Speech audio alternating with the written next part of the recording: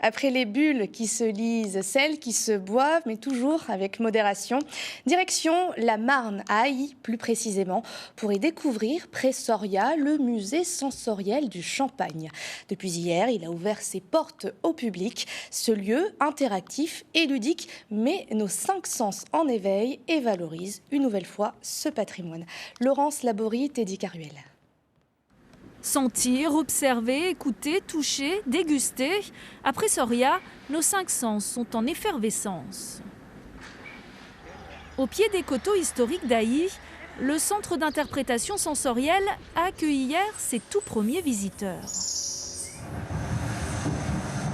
Françoise et Hubert sont bretons et ne s'attendaient pas à un tel voyage au cœur de la Champagne et du Champagne.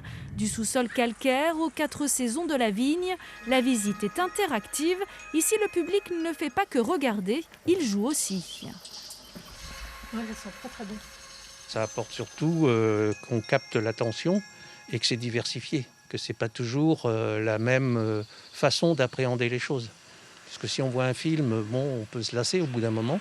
Tandis que là, comme c'est diversifié, donc on a en permanence des sensations différentes. Pour le moment, c'est une très belle découverte. En fait, on apprend beaucoup de choses. Et c'est lumineux, c'est agréable. De la terre à la bulle, des raisins au travail des hommes et des femmes, ce centre n'est pas un musée comme les autres, mais une expérience à vivre. Cette expérience qui est tout à fait numérique, qui est ludique, on va pouvoir toucher des choses. Donc c'est vrai que ça dépoussière, c'est une nouvelle façon de visiter des lieux en tout cas.